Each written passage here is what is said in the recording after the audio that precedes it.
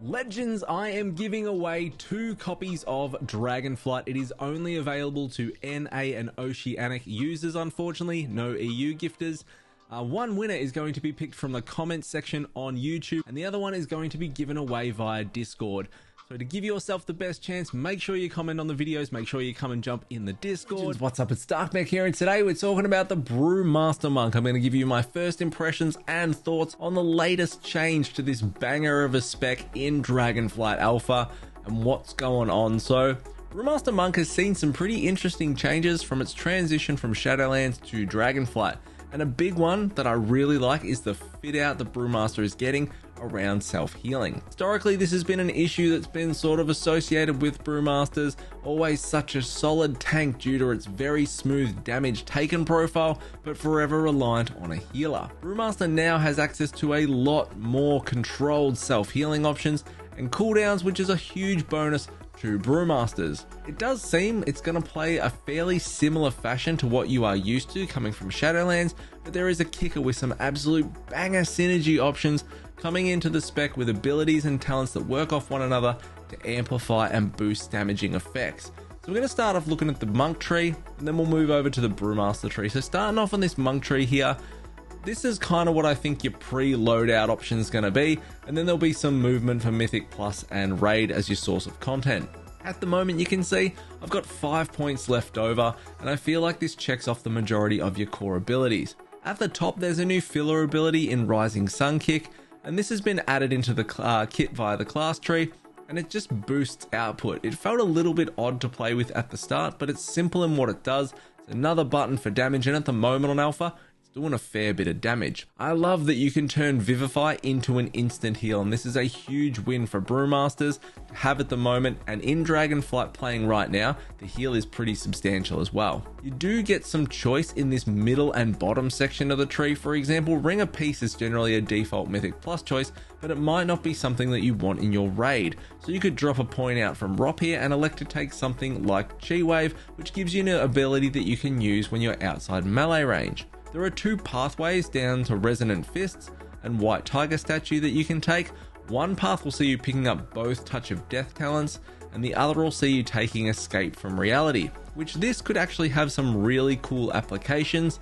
Extra healing, kiting, rave movements if it calls for it. So I feel like there's some decent choice here. I love the array of cooldown options now coming available to Brewmaster Monk in this tree. Being able to pick up Diffuse Magic, Fortify Brew, and Dampen Harm is a really nice addition to the kit, and a way for Brewmasters to manage damage in different situations. And absolutely zero complaints about being able to drop 2 minutes off the Fortified Brew cooldown. Generous Paw is going to be a nice DR bonus to your group with 4% avoidance. Bounce Back is a really nice passive bonus for DR and damage on a 30-second ICD. And again, you take that into account with the 3 cooldowns that Brewmaster now has at its disposal, plus an instant heal with Vivify and Expel Harm. And if healing elixirs in the other tree, you're really liking the cut of this jib for where Brewmaster's heading. The middle Capstone has been unveiled this week in the latest Alpha build as Summon White Tiger Statue, and pending tuning, this could be an absolute banger pick for Mythic Plus as a damage option. Resonant Fist is still yet to be implemented, but I expect this is going to have some form of damage interaction with it. And Black Ox Statue is a solid choice for the bonus threat application, and the beauty here as well is that you could take both of them if you wanted to. Like a lot of the talent trees for every class and spec, this one's no different in regards to clawing back original abilities for pieces of your kit, but I think the Brewmaster picks up some really nice additions with theirs, so zero complaints from me. That's not true. I have one complaint actually. I would have liked to have seen the Provoke node used as something else. They've now linked the enemy speed component to Provoke to a 1-point spend, and I'm not really crazy about this. I think it was always something that was synonymous with Brewmaster. Someone would get fixated, you would taunt the mob, it would run a million miles faster and mow them down, and you would all have a good laugh. And now you're not going to be able to do that anymore. I do like the amount of damage increase talents though throughout the tree. Ferocity of Zuan, Bounce Back as I've mentioned, Resonant Fists if it ends up going that way, and Fast Feet are all really welcome changes and implementations into the kit. They provide a lot of synergy with a lot of abilities feeding into each other for more damage, and it's mainly centered around Spinning Crane Kick. So moving over to look at the Brewmaster Tree, I'm actually a really big fan of this tree. I think Brewmaster is getting some rad talents to play with here, and we've already seen some really good changes to their tree since it was implemented 2 weeks ago. Thank God I didn't rush out to make that video. Darkmech 1, Blizzard probably 100 by now. I have been well and truly fucked on that side of the fence. Now, new pathways have been added and a few talents were moved.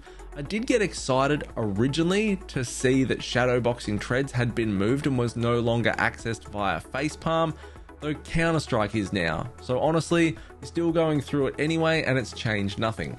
Another fork has been opened from Counter-Strike to Weapons of Order, which you had originally had to access via Anvil and Stave, and at the moment, I think you'll still want to run Anvil and Stave just for the brew reduction, but again, this could be subject to change and it's nice having those options.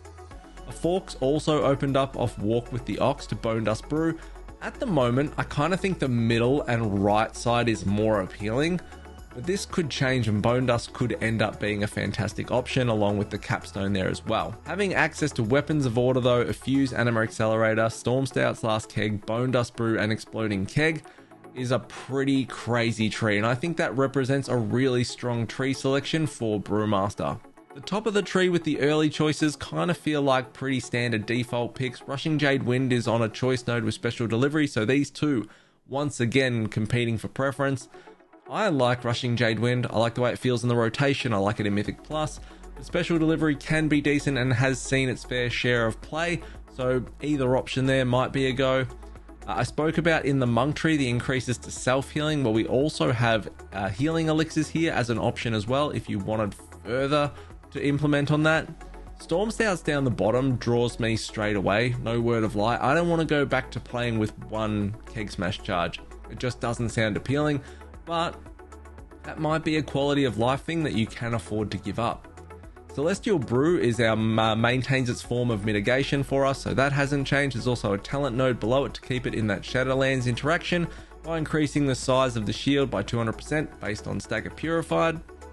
Shadowboxing Treads is really cool. It increases the damage of Blackout Kick and it allows it to hit an additional 2 enemies, and this feeds down to Counter-Strike via facepalm, and Counter-Strike is sick in dungeons and again feeds into even more damage for Spinning Crane Kick. I like Salsabim's Strength. It's a rehash of the Lost Tunic legendary from Legion on the choice node with Scalding Brew, which I actually think both choices here have merit, but Salsabim's Strength would just be the default choice. It is going to synergize so well with the pathing node below it in the Shadowlands legendary Charred Passions, which after each Breath of Fire causes your Blackout Kick and Spinning Crane Kick to deal 100% extra damage and refresh the Breath of Fire duration on your targets. So again, linking back to what I was saying earlier, there is some really cool system synergy that opens up within the trees, and playing, double Keg Smash just sees a lot of Breath of Fire resets into amp Spinning Crane Kicks. It's very fun. Imperial Brew is on a choice node with Strength of Spirit. Imperial Brew is just going to be way too strong to consider anything else, I think. Bob and Weave is on a choice node with Black Ox Brew, and both hold value, I think. I think Bob and Weave is just a really nice passive to have with a small load of benefit. Black Ox Brew can reset your Celestial Brew cooldown. It's on a 2-minute CD. If you need quick back-to-back successions of Celestial Brew and things like that, it's a nice option to have, but otherwise I don't feel like there's anything wrong with Bob and Weave still. Light Brewing's on a choice node with the Conduit from Shadowlands Training of Nijao, and I think Light Brewing for the reduced CD on PB and CB will be the absolute go here. High Tolerance is in the tree. It's a 2-point node though, but you gain nothing from your second point sync, so that'll just be a 1-point spender for sure. Capstone wise, I mentioned at the very start, I think it's the middle and the right side that's really going to pull people towards it.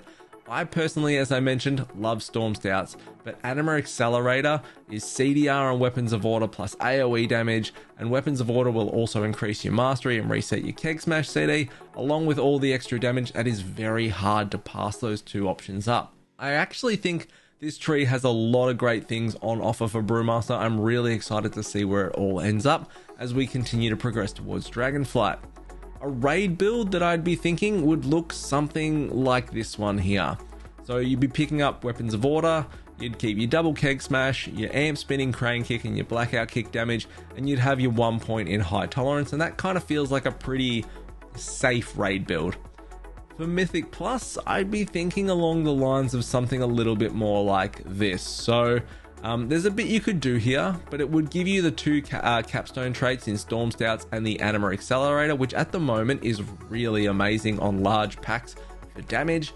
Coupled up with your Keg Smashes, your Breath of Fire, your Super Spinning Crane Kicks, there's a lot of output that you can gain from this. I don't think that you can count certain things out like Exploding Keg. That ability is absolutely stunning in Mythic Plus, and you could find a way to drop something to pick that up. You could also elect to drop Anvil and Stave and work a point into High Tolerance for Mythic Plus, or even if the movement function of Zen Med was required in one of the dungeons, you could also look at that. I really do rate this tree. All in all, I think the Brewmaster Monk is feeling fantastic on Dragonflight. I had a blast doing dungeons. It's kind of hard to tell when you are not in any danger, but the AoE output feels fantastic. You're bouncing between Keg Smashes, Breath of Fire, Spinning Crane Kicks on fire, on repeat. Packs are just laying down as you are smashing damage through them. You know, especially when you're lining things up with Weapons of Order and Anima Accelerator and White Tiger Statue. The extra self-healing access, the more CDs you've got now. My only wish would have been to have seen Keg of the Heavens, the 4-piece from Shadowlands, get incorporated into the tree, but that is probably asking well too much at the moment for how good this spec is feeling. So 0 complaints from me on the Brewmaster. Well, there were a couple, but I'm very happy with it is what I mean. So that is it from me. Make sure you come and check out the Discord. We're giving away 2 editions of Dragonflight in there. Let me know your thoughts on the Brewmaster for Dragonflight Alpha in the comments below. Check out the channel for all our other tank impressions, tank guides, and everything else that you could be looking for. Like, comment, subscribe. I'll see you all next time. See you, fam.